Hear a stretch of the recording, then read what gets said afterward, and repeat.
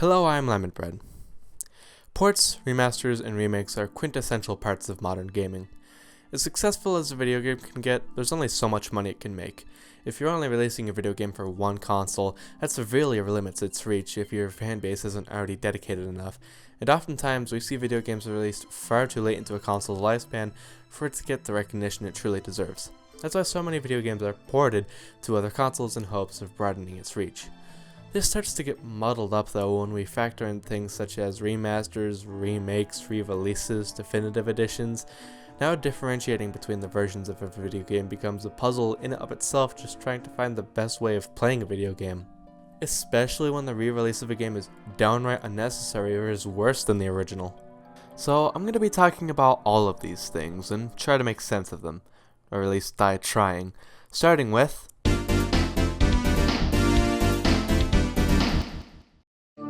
ports are arguably the most common type of releasing a video game, since all it really is in essence taking the code for a game and moving it over there. You tend to see these most with whatever popular consoles are at the time. Switch, Xbox One, Xbox Series X, PS4, PS5, and a PC port coming out whenever. Take your time. You tend to see most ports coming out for the console that directly succeeds the console it originally came out on, which is why a bulk of the PS5 library are games that didn't release for the PS5. But then you have lesser obvious ports, games that released on slightly older consoles. It's standard practice nowadays to see a PS5 or Xbox Series X game to see a version on the PS4 and Xbox One, but other times it's just kinda confusing. Just Dance is a notable series in regards to this, somehow releasing two games that were among the last games for their respective consoles, Just Dance 2019 for the Xbox 360, and Just Dance 2020 for the Wii. Just a year apart too. It's so surreal to me to think that these, of all 7th generation games, released just a few years from the 9th generation. But are these really bad ports though? I mean, Just Dance is such a simple series that you don't even need the actual video game to play it, and the Wii was, even up until the late 2010s, an insanely successful console. And even the Kinect held its own up against the PS Move as well. So I guess these aren't the most unnecessary ports out there, but there's something definitely surreal in seeing Wii games being sold at Target in 2019. Then you have Shakedown Hawaii releasing in 2020. What? Now, older ports aren't entirely uncommon in gaming, but then you have the extremes, the PS2. You know, I often forget just how long the PS2 lasted for. This thing just refused to die, living well through the PS3's lifespan and even into the PS4's. This is somewhat understandable though, since after a while Sony had jumped ship to other systems, while the PS2 was mainly on life support of ports of newer games. And given that the Wii was as big as it was in the 7th gen, and 8th gen, there was still some sort of market for these lesser quality ports of newer games, especially since the PS2 was, and still is, the best selling console of all time. That I don't have. But then there are games like Despicable Me and Toy Story 3 releasing for the PS2. I guess some devs saw that the Wii and PS2 are already pretty similar in power, so they just decided to port it to there as well. But it's just weird to me to think how movies that released in 2010 had games releasing on the PS2 that same year. Hell, some of the last PS2 games also released for the PS4 and Xbox One. Like, how?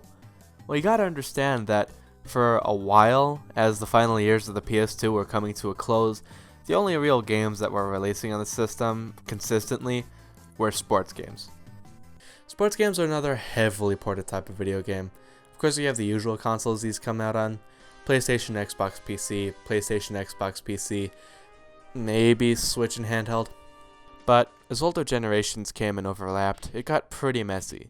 Madden, for example, now mainly comes out on the PlayStation and Xbox systems, but years beforehand it was a different story. Because the market in the mid-90s to 2000s was so muddled up with the weirdest stuff anyone can think of, a lot of people didn't really know what consoles were going to be successful back then. So you often got ports of games like Madden for consoles like the Sega Saturn, 3DO, BlackBerry Playbook, and the Tapwave Zodiac, which is a console I already forgot about by the time I finished writing this sentence. NBA 2K similarly released on a less successful console, initially being a Dreamcast exclusive before promptly and wisely jumping ship to the much more successful consoles at the time. You see, by the 2000s, developers had already narrowed down what consoles were successful: Nintendo, Xbox, PlayStation, and PC, so you often saw ports coming out to those consoles and not the fucking 3DO or whatever. And the quality of ports around this time went up as well, since developers were free to utilize the capabilities of these consoles without being restricted as much to lesser hardware like the Dreamcast. Of course, there are still limitations like the PS2's lesser graphics or the GameCube's worse storage on its discs, but then you have the handhelds. While there's not as many big name handhelds from major companies nowadays, unless you count the Switch, which is more in this weird limbo area between handheld and console, sports games are a mainstay in society. If a game is successful on console, people are going to want to bring that game wherever they want with any means necessary. That's why consoles like the Switch and Steam Deck are so alluring to people, since you can take a game that was only meant to be played at home anywhere you want. This doesn't mean that the handheld versions of games are perfect though, even the Switch struggles with Mortal Kombat.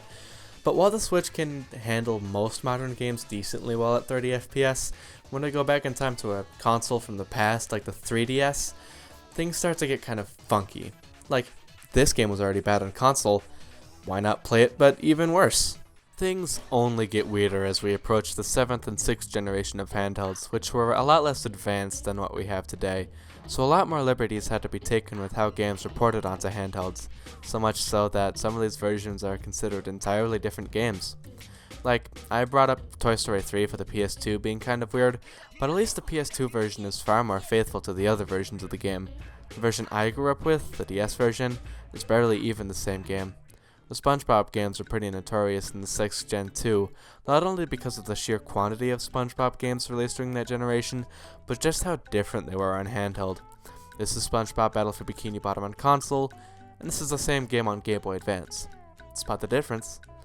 I mean, you can only expect so much that came out of the Game Boy Advance, but a lot of the times the GBA and DS versions of games were marketed alongside the console ports, and since a lot of the demographic for these games were children, it's only fair to assume they'd think the handheld versions were at least similar to the console ports, only to be met with disappointment. By far the most faithful GBA port of a 3D console game I can think of, however, has to be Asterix XXL for the Game Boy Advance, this version being in full 3D somehow. Now, the actual console version isn't anything to write home about, and the Game Boy Advance version isn't really that good, but it is commendable that the developers chose to go this route instead of a generic 2D platformer that many GBA ports went with. 3D for the Game Boy Advance is genuinely impressive. I mean, even the DS wasn't perfect with how it handled 3D, so to see devs strive to get it work on here is pretty commendable. I never said it was good though. Even earlier handhelds got these ports of console games, but it was a grab bag if it was anything like the original. A lot of the time, because of how limited these consoles were, if someone wanted to port a console game to the Game Boy or Game Boy Color, the best course of action would just be to make an entirely new game with the same story. Sometimes not even with the same story. It's not like they didn't try to be faithful though. For example, Donkey Kong Country. Ah yes, Donkey Kong Country, one of the most graphically impressive SNES games out there, with some of the smoothest and most challenging platforming levels in the entire genre. Now for the Game Boy Color. Finally! Yeah, this one is just weird.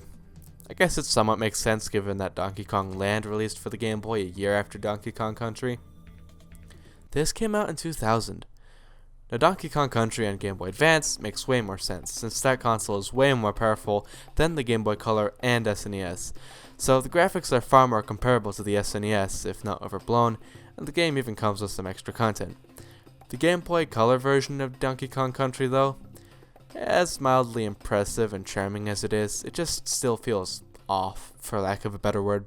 Then you have the just plain bad games like Mortal Kombat. Mortal Kombat had a stronghold in the early 90s.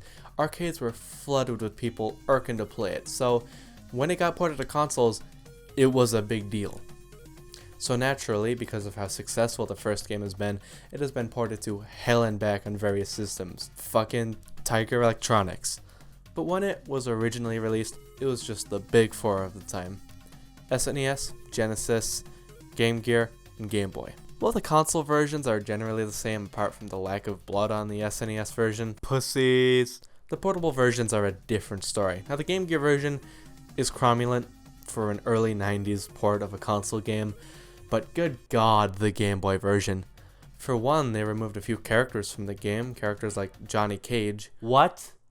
If you can call them characters at least. The graphics on this version are so blurry and hard to make out. I don't even know if you can call these characters. They're more like Rorschach tests, if anything. Plus, the controls are so slow and sluggish. It's like when you hit a button, your attack registers a full second after you hit it. And the worst part is, the Game Boy Advance version is somehow worse. It's not entirely dire for the Game Boy, however. There are some perfectly cromulent ports out there. Resident Evil Gaiden released for the Game Boy Color as a sort of offshoot of the main series, but a fully fledged console port was planned at one point, and all things considered, it's not that bad. At least it's not the Gamecom version, which isn't a high bar to cross, but it did cross it at least. Toy Story Racers too, but as mediocre as it is, it pulls off 3D surprisingly well for the Game Boy Color. Same with Baseball 2000. Like, yeah, the better years of my life had passed me by the time I got to the 5th level, but I wouldn't be lying if I said I didn't have any fun with it. And then you have console ports on systems before the Game Boy. The PC, the most powerful platform of modern gaming. Nowadays, you can expect any console game that didn't release on PC at launch to come to PC eventually. But for older generations, the PC was generally way more powerful than consoles were at the time, so not a lot of more intensive PC games were ported onto consoles, and if they were, it was usually a game that had been out for quite some time, or just way more simpler. And whenever devs tried to port newer PC games to consoles, the results tended to be really iffy, like Half-Life 2 for Xbox. The other way around was quite different though. While PC ports of console games were generally the same, other times, like Game Boy ports, it was anyone's game as to if it was like the console version or not. Let's play another game of Spot the Difference. This is Battle for Bikini Bottom on console, and this is the same game on PC. Why no, you are. What am I? Which one are you shooting first? Now, I know that licensed games are becoming a focal point of this video at this point, but it was so common for these games to be ported so much. If anything, these shouldn't have released on this many consoles. Ratatouille, for example, released on the Xbox 360, Wii, PS3, Xbox, GameCube, PS2, DS, PSP, GBA, OS X, Windows. Like, I get these were all still popular consoles at the time, but it was 2007. Was it really necessary to port this game, of all games, to the 7th and 6th generation of consoles? Especially since a lot of these consoles were pretty out of commission by the time 2007 came around. Like, who the hell was playing Game Boy Advance or OG Xbox games in 2007? Put your damn hands down. Now, this trend only really tends to happen with licensed games. Rarely do you see a AAA title like Resident Evil 4 releasing on the Zeebo, but watch your back. Oh shit. Skyrim and GTA 5 are the main AAA games that come to my mind for games that have just been ported to hell and back on various systems. Still thriving today because not only are they good games, but they've just been ported so many times. But I think this is where we have to start distinguishing what a port is versus what a re-release is. Now, the line between port and re-release is kind of blurred, but I'm fairly certain that the differences between the two mainly come down to timing and the manner in which it's released. Like, yeah, this is technically a port, but given the amount of time that has elapsed between these two releases and the amount of content that has been changed or added, I think it's safe to categorize this as a re-release. Especially since a lot of re-releases have added or changed content, which is just enough of a segue to get us into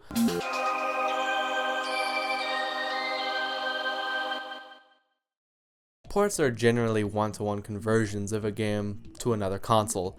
And while this works most of the time, sometimes it just won't cut it. Sometimes a game may be too old or busted up or antiquated to work on modern hardware. So why not take the core of the game, freshen it up, and put it on a newer console? Well, remasters are a pretty common way of remaking a video game since while many aspects of it are changed, the core of it remains the same.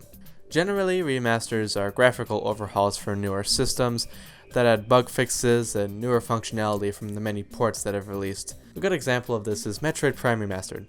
It says it in the title. Not only does the game do an entire graphical overhaul for the Switch, generally some of the best graphics I've seen for the system to date, but also adds support for better control styles, including the pointer controls seen in the Wii version, and it does all of this while still sticking true to the GameCube version of the game too. Plus, it's only $40 too, oddly cheap for a Nintendo re-release. Compare this to Skyward Sword HD, a Wii game whose remaster doesn't really do anything with the game besides the new Joy-Con controls, which aren't even that great in my opinion, releasing for full price.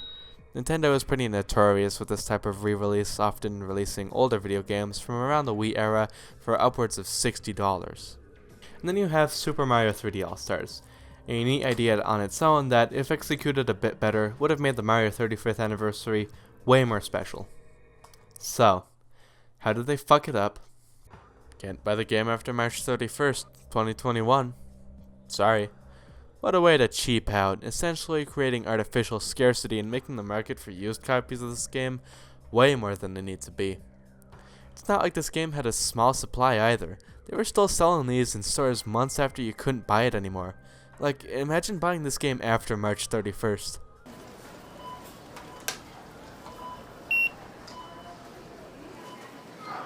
And the game itself is just okay. The ports really aren't anything to write home about, especially Mario 64, whose port really isn't that good. And no Galaxy 2 either, a huge disappointment considering the price of this game and how little it delivers otherwise. I mean, what else do we have here? A music player? How convenient. But not all of them are as bad as 3D All-Stars. More examples from Nintendo, we have Twilight Princess and Wind Waker HD. Not only are these games not as expensive as 3D All-Stars, I mean hey, Wind Waker was only $20 to the Nintendo Selects line, but they are fantastic ways of replaying the original games, especially Wind Waker 2, which really needed that facelift.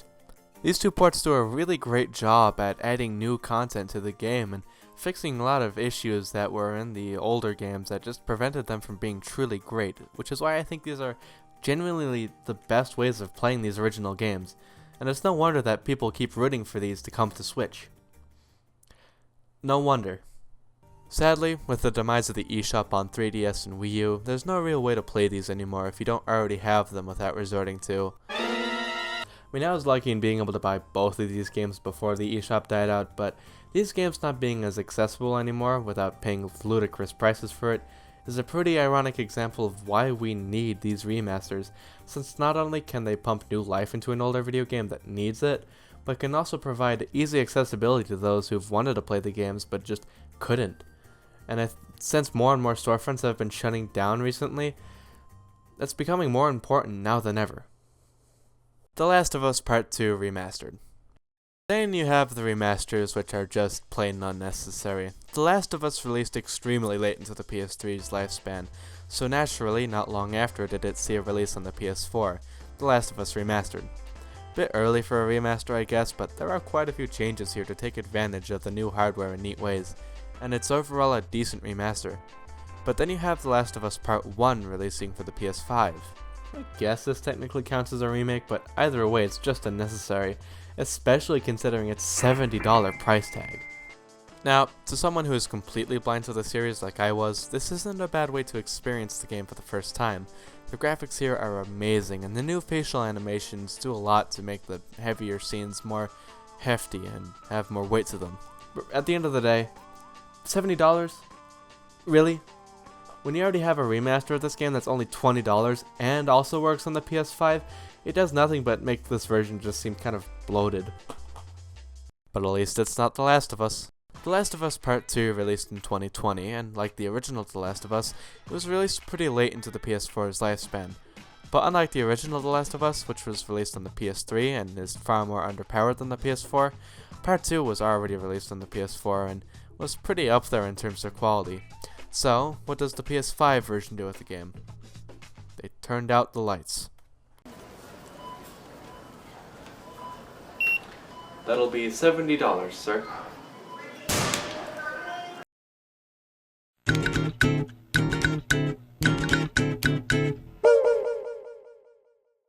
Remakes. Say you have a video game. It sucks, do it again. Remasters are generally good ways of modernizing a video games, but sometimes even this won't cut it. Sometimes a video game may be way too old or busted up to feasibly work on modern hardware, or at least work decently well. So what do? start over. Remakes are arguably the most extreme way of re-releasing a video game, essentially taking the ethos of the original game and rebuilding it from the ground up, and a lot of the time, this is a great way of pumping life into an older game that needs that refreshment, becoming the definitive way of playing a game. Diddy Kong Racing for the Nintendo DS. While we see more and more remakes being pumped out recently, they've actually been a phenomenon for quite some time. I mean, hey, depending on your definition, games like Adventure or Space Invaders for the Atari 2600 are remakes. While remakes remained pretty stagnant throughout the 1980s, the 90s were when interest in older video games was on the rise, and I think the best example of a remake coming from this time period is Super Mario All-Stars. Super Mario Bros. 1, 2, 3, Lost Levels. I don't have that one. And depending on the version, Super Mario World. All in one package. I drew on this one. All of the respective titles remade for the SNES, being really great ways of playing these original titles. And since Super Mario Bros. 2 was a Japanese exclusive at the time, this was the first time many Americans got to play Super Mario Bros. 2. And probably the last time too. It's not uncommon for the remakes to be repackaged into these compilations though, and I think the best modern games that illustrate this are Crash Insane Trilogy and the Reignited Trilogy. The first 3 games of each respective series all remade from the ground up, without straying too far from the formulas of the original, fixing all the issues that were in the original, including extra content, and some fantastic looking graphics too. Even on Switch these games look really good. And of course, even licensed games aren't exceptions to remakes. For example, SpongeBob Battle for Bikini Bottom, the unsung hero of this video. A remake for the game, Battle for Bikini Bottom Rehydrated, came out in 2020, once again remaking the game from the ground up on an entirely different game engine, a la Crash Insane Trilogy. But I feel like this is where an argument could be made for soul in remakes. Now this could be and probably just is the nostalgia talking, but something about this version just feels off. It's kinda hard to explain, but the original game just feels a lot smoother and tighter to control. And the look and graphics of the original version do a lot to enhance the SpongeBobbiness of it all. Compare this to the newer version, which is a fine game on its own, but just feels kind of cheap and soulless compared to the original. And the graphics here feel really overblown and saturated. Bikini Bottom is getting overrun with blood-hungry robots, while the town looks like this. I mean, the original had its problems too, and those got addressed in the remake, but 9 times out of 10 I'll be picking the original over the remake. The 1 time out of 10 is for special occasions. Remakes like the Crash and Spyro trilogies and SpongeBob Rehydrated are good examples of remakes that closely follow the formula of the original, for better or for worse. But what about games that change everything about the original in all but name? Now I'm not counting reboots, as those are its own box of worms, but games like Call of Duty have been doing this whole making games that have the same title as earlier entries for a while now. But since these are entirely different things, I'm not counting these as remakes. I'm more so talking about games that take the essence of the original, but flip it on its head. A Final Fantasy VII remake, for example, features the same story as the PS1 game, but may as well be considered something entirely different. Spot the difference. The first 3 Resident Evils were also remade to be something more similar to the third-person gameplay of RE4, which is also a good example of how remakes have to adapt to modern hardware, as the original tank-based fixed camera gameplay of the originals just won't cut it in the modern gaming landscape. Another good example of this is Ocarina of Time and Majora's Mask 3D, which fixes a lot of issues that were in the original. Nintendo, explain to me what the fuck this aiming is. Plus the handheld form factor I am a sucker for. Something about being able to play these games without having to sit down in one area just appeals to me. Fuck it. Handheld remakes haven't been as prevalent as their brethren on consoles, but they've been around for quite some time now. And I think one of the most notable examples of this is Super Mario 64 DS. Since not only is it a handheld port of Mario 64, which is a plus for me already, but it adds so much extra content, new player characters, 30 plus new stars, and the graphics ain't half bad either. The catch? Christianity. A lot of people tend to complain about the controls on this game, since it always was meant to be controlled with an analog stick, so using the D-pad on the DS feels more clunky than just using a regular control stick. but it's not that bad. I guess I've just gotten used to it since I've played this game a lot over the years, but I feel like it's a lot better than what people say it is.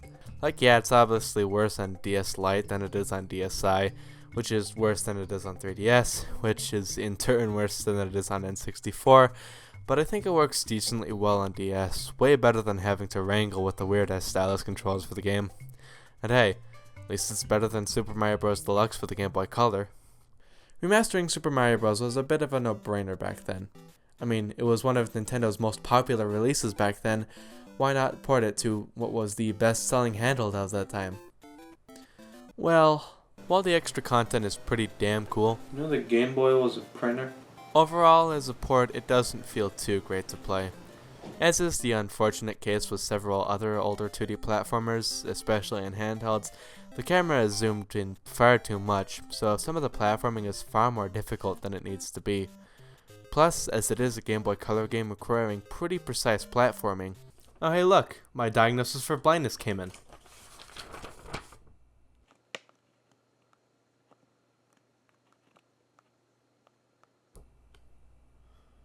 So, sometimes the original game is the best way to go compared to the other ports of a game. Other times the original is far too busted up or unavailable to be played. But there are times when neither is the best way to go, and the best way to play a game is from the fans, for the fans. And I think the best example of a modern fan remake has gotta be Black Mesa. Half-Life is an amazing game. I think the way it innovated on the FPS genre is profound. And without Half-Life, I feel like we wouldn't have many of the classic FPS games that we have today. And holy shit has it aged. While the 25th anniversary update did quite a bit to pump new life into the game, it is still aged so much 20 plus years after its release. So, because of this, Valve decided to give Half-Life the remastered treatment in 2004 with Half-Life Source, released around the same time as Half-Life 2. And it's probably one of the worst things Valve has put out. The idea for Half-Life being on Source wasn't that bad of an idea back then when Half-Life 2 was still being developed. I mean, a lot of the physics in Half-Life are janky as fuck, so an upgrade to the game would be nice. For a while, it kinda was. But over time, as Source kept getting updated and Half-Life Source didn't. Oh god, is this a flea market? Cause what are all these bugs in the game? This quickly became easily the worst way of playing the original Half-Life, and many fans became disappointed with Valve's lack of QA on the game. Valve themselves even delisted Half-Life Source on Steam during the game's 25th anniversary, citing the new updated version of the Gold Source version as being the definitive way of playing the original Half-Life. So some of those fans decided to take matters into their own hands and remade the game from the ground up in the Source engine with Valve's blessing.